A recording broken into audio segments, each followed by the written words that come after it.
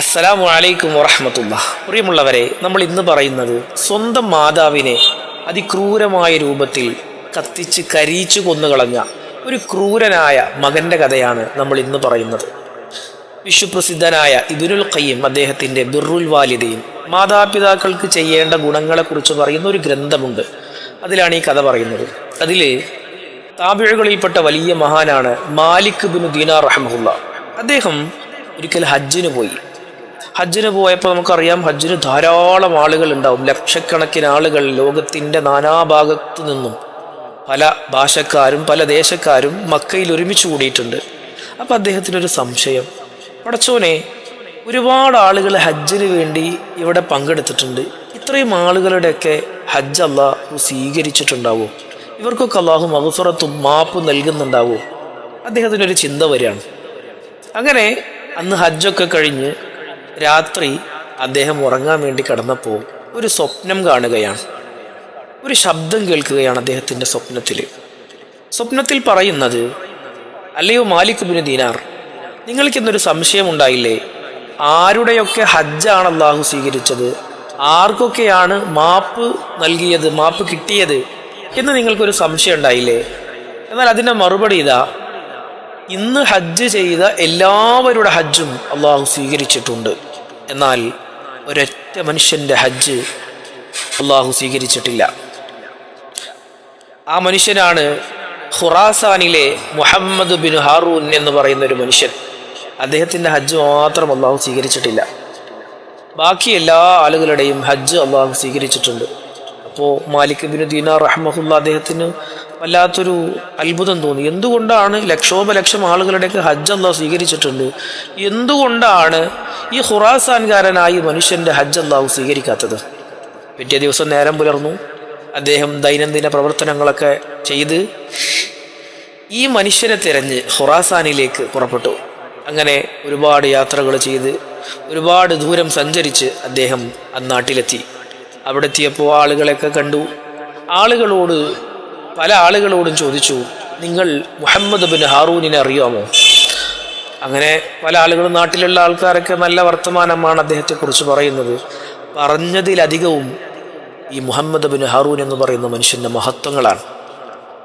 ആളുകൾ പറഞ്ഞു, അദ്ദേഹം പകൽ സമയം മുഴുവനും നോമ്പനുഷ്ഠിക്കുന്ന ആളാണ്, ജനങ്ങളോട് സൗമ്യമായി പെരുമാറുന്ന ആളാണ്, എന്ത് കിട്ടിയാലും ദാനം ചെയ്യുന്ന ആളാണ്, സമ്പത്ത് മുഴുവനും ദാനം ചെയ്ത ആളാണ്, മാത്രമല്ല അതിരാത്രി മുഴുവനും നിസ്കരിക്കുന്ന ഈ നാട്ടിൽ ഏറ്റവും വലിയ ആബിദായ മനുഷ്യനാണ് നിങ്ങൾ അന്വേഷിക്കുന്ന മുഹമ്മദ് ബിൻ ഹാറൂൻ. ഇത്രയും നല്ല ഒരു മനുഷ്യൻ ഞങ്ങളുടെ നാട്ടിൽ വേറെയില്ല. ഇതായിരുന്നു ജനങ്ങൾക്ക് മഹാനായ മാലിക് ഇബ്നു ദീനാർ റഹിമഹുല്ലാഹയോട് പറയാനുണ്ടായിരുന്നത്.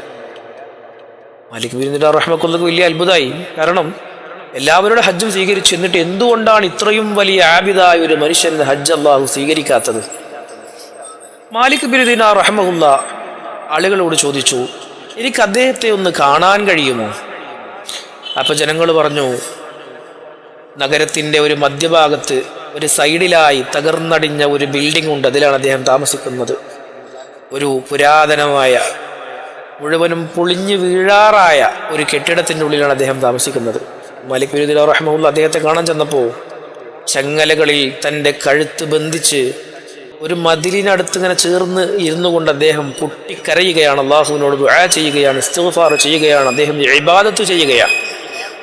മാലിക് ഇബ്നു ദീനാർ റഹിമഹുല്ലാഹ് വിചാരിച്ചു, ഇത്രയും നല്ല ഒരു മനുഷ്യൻ, ഇത്രയും ആബിദായ, അള്ളാഹുവിന് വേണ്ടി തൻ്റെ ജീവിതം മുഴുവനും മാറ്റിവെച്ച ഈ മനുഷ്യൻ എന്തുകൊണ്ടാണ് അള്ളാഹു മഗ്ഫിറത്ത് നൽകാത്തത്? മാലിക് ഇബ്നു ദീനാർ റഹിമഹുല്ലാഹയെ കണ്ട ഉടനെ ഈ മനുഷ്യൻ ചോദിച്ചു, എൻ്റെ ഹജ്ജ് സ്വീകരിച്ചിട്ടില്ല എന്ന് പറയാൻ വേണ്ടി വന്നതല്ലേ? ഇത് കേട്ടപ്പോൾ മാലിക് ഇബ്നു ദീനാർ റഹിമഹുല്ലാഹ് അന്തം വിട്ടുപോയി. അദ്ദേഹത്തിന് അറിയാമായിരുന്നു ഞാനിവിടെ വരുമെന്ന്. അദ്ദേഹം പ്രതീക്ഷിച്ചിരിക്കുകയായിരുന്നു. അദ്ദേഹം പറഞ്ഞു, എല്ലാ വർഷവും ഹജ്ജ് കഴിഞ്ഞ് എൻ്റെ ഹജ്ജ് സ്വീകരിച്ചിട്ടില്ല എന്ന് പറയാൻ ഒരു മനുഷ്യനെ അള്ളാഹു ഏൽപ്പിക്കും. അവരെൻ്റെ അടുത്ത് വന്നിട്ട് ഹജ്ജ് സ്വീകരിച്ചിട്ടില്ല എന്ന് പറയും. ഇതെനിക്ക് 40 വർഷമായി ഞാനിത് അനുഭവിച്ചു കൊണ്ടിരിക്കുകയാണ്. 40 വർഷമായി നിസ്കരിക്കുന്ന, നോമ്പ് നോൽക്കുന്ന, ഇബാദത്ത് ചെയ്യുന്ന ഒരു മനുഷ്യനെ അല്ലാഹു സുബ്ഹാനഹു വ തആല അദ്ദേഹത്തിൻ്റെ മാപ്പ് സ്വീകരിക്കുന്നില്ല.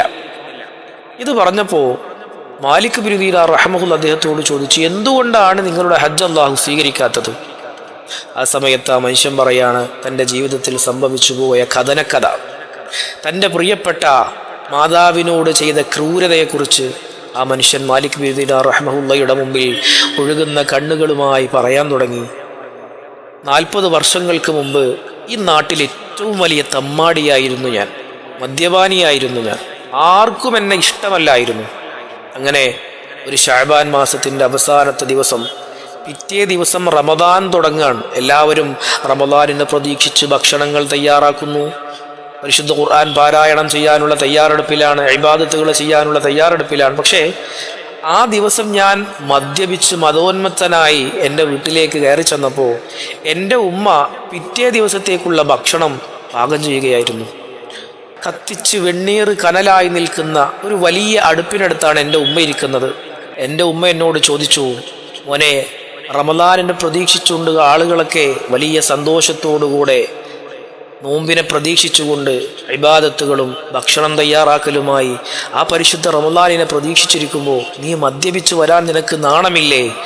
ആ ശകാര വർഷങ്ങൾ കേട്ടപ്പോൾ ഭക്ഷണം പാകം ചെയ്തുകൊണ്ടിരുന്ന എൻ്റെ ഉമ്മയെ ഞാൻ എൻ്റെ ബലിഷ്ഠമായ കൈകൾ കൊണ്ടൊന്ന് തള്ളി. എൻ്റെ ഉമ്മ പോയി വീണത് ഒരടുപ്പിൻ്റെ മുകളിലായിരുന്നു. അതൊന്നും അറിയാതെ ആ കലഹം തീർക്കാൻ വേണ്ടി എൻ്റെ ഭാര്യ എന്നെ ഒരു വാതിലിൻ്റെ ഉള്ളിൽ ഒരു റൂമിലാക്കി വാതിലടച്ചു. കുറച്ച് കഴിഞ്ഞ് ഞാൻ വാതിൽ തുറക്കാൻ വേണ്ടി എൻ്റെ ലഹരിയൊക്കെ ഇറങ്ങിയിട്ട് വാതിൽ തുറക്കാൻ വേണ്ടിയിട്ട് എൻ്റെ ഭാര്യയോട് പറഞ്ഞു. എൻ്റെ ഭാര്യ വാതിൽ തുറന്നു തന്നു. വാതിൽ തുറന്നു തന്നിട്ട് എന്നോട് എൻ്റെ ഭാര്യ പറഞ്ഞ വാക്കുകൾ എൻ്റെ ജീവൻ മുഴുവനും, എൻ്റെ ജീവിതം മുഴുവനും നശിപ്പിക്കുന്നതായിരുന്നു. എടാ നാണം കെട്ടവനെ, സ്വന്തം മാതാവിനെ കത്തിച്ചു കൊന്നവനെ എന്നായിരുന്നു എൻ്റെ ഭാര്യ എന്നോട് പറഞ്ഞത്. നീ നശിച്ചു പോകും. അങ്ങനെ തന്നെ സംഭവിച്ചു. ഇന്നലെ രാത്രി മദ്യപിച്ച് ലക്ക് കെട്ട് ഞാൻ വന്നപ്പോൾ ആ ദേഷ്യത്തിൽ ഞാൻ എൻ്റെ പ്രിയപ്പെട്ട മാതാവിനെ തള്ളിയിട്ടപ്പോൾ എൻ്റെ ഉമ്മ പോയി വീണത് ഒരു ആളിക്കത്തിക്കൊണ്ടിരുന്ന ഒരു അടുപ്പിൻ്റെ മുകളിലാണ്. അതിൽ നിന്ന് തീ ശരീരത്തിലേക്ക് പകർന്ന് എൻ്റെ ഉമ്മ ജീവൻ നഷ്ടപ്പെട്ട് ആ തീയിൻ്റെ ചൂടേറ്റ് കറുത്ത വെന്തുരുകിയ വെണ്ണീറായിട്ട് അവിടെ ഒരു കരിക്കട്ടയായിട്ട് കിടക്കുന്ന ഭീകരമായ ധീനമായ രംഗം ഞാൻ കണ്ടു. എന്നിട്ട് ഈ മനുഷ്യനിങ്ങനെ ആർത്ത് വിളിച്ചുകൊണ്ട് മഹാനായ മാലിക് ബിൻ ദീനാർ റഹ്മത്തുള്ളാഹിയോട് തൻ്റെ ജീവിതത്തിൻ്റെ കഥ വിശദീകരിക്കുകയാണ്. അദ്ദേഹം പറയാൻ, 40 കൊല്ലമായി അന്ന് മുതൽ ഞാൻ എൻ്റെ സ്വത്ത് മുഴുവനും ദാനം ചെയ്തു, ഞാൻ ഇബാദത്തിലായി കഴിഞ്ഞുകൂടി, ഹജ്ജുകൾ ചെയ്തു. ഇന്ന് വരെ അള്ളാഹു എൻ്റെ സൽക്കർമ്മം സ്വീകരിച്ചിട്ടില്ല. എല്ലാ ഹജ്ജ് കഴിയുമ്പോഴും ഓരോ മനുഷ്യന്മാർ വന്നിട്ട് എന്നോട് പറയും, നിങ്ങളുടെ ഹജ്ജ് അള്ളാഹു സ്വീകരിച്ചിട്ടില്ല. അങ്ങനെ മാലിക് ബിൻ ദീനാർ റഹ്മത്തുള്ളാഹി ആ മനുഷ്യൻ്റെ കഥയും കേട്ട് തിരിച്ചു പോന്നു. അന്നും മാലിക് ബിൻ ദീനാർ റഹ്മത്തുള്ളാഹി ഒരു സ്വപ്നം കാണുകയാണ്. ആ മനുഷ്യൻ്റെ തൗബ അള്ളാഹു സ്വീകരിച്ചിട്ടുണ്ടോ എന്നതായിരുന്നു അതിലുണ്ടായിരുന്നത്. അദ്ദേഹം ഉമ്മയോട് ചെയ്ത തെറ്റിൻ്റെ പ്രതിഫലം, അതിൻ്റെ വിചാരണ നാളെ അള്ളാഹുവിൻ്റെ കോടതിയിലേക്ക് മാറ്റിയിട്ടുണ്ട്. അതുകൊണ്ട് അദ്ദേഹത്തിന് ഈ ദുനിയാവിൽ ചെയ്ത പാപങ്ങളും അദ്ദേഹത്തിൻ്റെ ഇസ്തിഗ്ഫാറൊക്കെ അള്ളാഹു സ്വീകരിച്ചിരിക്കുന്നു, അദ്ദേഹത്തിൻ്റെ ഹജ്ജുകൾ അള്ളാഹു സ്വീകരിച്ചിരിക്കുന്നു എന്ന് മാലിക് ബിൻ ദീനാർ റഹ്മത്തുള്ളാഹിയോട് സ്വപ്നത്തിലൂടെ അറിയിക്കുകയാണ്. ഈ സംഭവം നമുക്ക് പഠിപ്പിച്ചു തരുന്ന പാഠം എന്താണ്? ഉമ്മ അല്ലെങ്കിൽ ബാപ്പ എന്ന് പറയുന്ന ജീവിതത്തിൽ വളരെ പ്രധാനപ്പെട്ട 2 വ്യക്തിത്വങ്ങൾ. അവരോട് ചെയ്യുന്ന ചെറിയ ക്രൂരത പോലും നമ്മുടെ ഇബാദത്തുകൾ അള്ളാഹു സ്വീകരിക്കാതിരിക്കാനുള്ള കാരണമാകും. എത്ര വലിയ സൽക്കർമ്മം ചെയ്തിട്ട് ഒരു കാര്യമല്ല. ഉമ്മാനോടും ഉപ്പാനോടും മിണ്ടാതെ, ഉമ്മയോടും ബാപ്പയോടും തർക്കിച്ചുകൊണ്ട്, അവരോട് എപ്പോഴും ശല്യം ചെയ്തുകൊണ്ട്, ശണ്ട കൂടി തർക്കിച്ച് കലഹിച്ചു നിൽക്കുന്നവരുടെ ഒരു ഇബാദത്തും അല്ലാഹു സുബ്ഹാനഹു വ തആല സ്വീകരിക്കുകയില്ല. മാത്രമല്ല, മദ്യം എന്ന് പറയുന്ന ആ ഒരു വലിയ തിന്മ നമ്മുടെ വയറ്റിൽ ചെന്നാൽ നമ്മൾ ചെയ്യുന്ന ഓരോ പ്രവർത്തനവും നമ്മുടെ ശിഷ്ടകാലം മുഴുവനും നാശത്തിലേക്ക് കൊണ്ടുപോകാനുള്ള ഒരു വലിയ വിഷമാണ്. അതുപോലെ തന്നെ എത്ര വലിയ പാപമാണ് നമ്മൾ ചെയ്തതെങ്കിലും അല്ലാഹു സുബ്ഹാനഹു വ തആല ആത്മാവിൻ്റെ ഉള്ളിൽ നിന്ന് വരുന്ന തൗബ സ്വീകരിക്കും. ഇങ്ങനെ 3 പാഠമാണ് ഈ കഥയിലുള്ളത്. ഒന്ന്, അള്ളാഹു തൗബ സ്വീകരിക്കും. രണ്ടാമത്തത്, മാതാപിതാക്കളോട് എന്തെങ്കിലും നമ്മൾ ചെറിയ ഒരു തെറ്റുപോലും നമ്മുടെ ഇബാദത്തുകൾ തടഞ്ഞു വെക്കാൻ കാരണമാകും.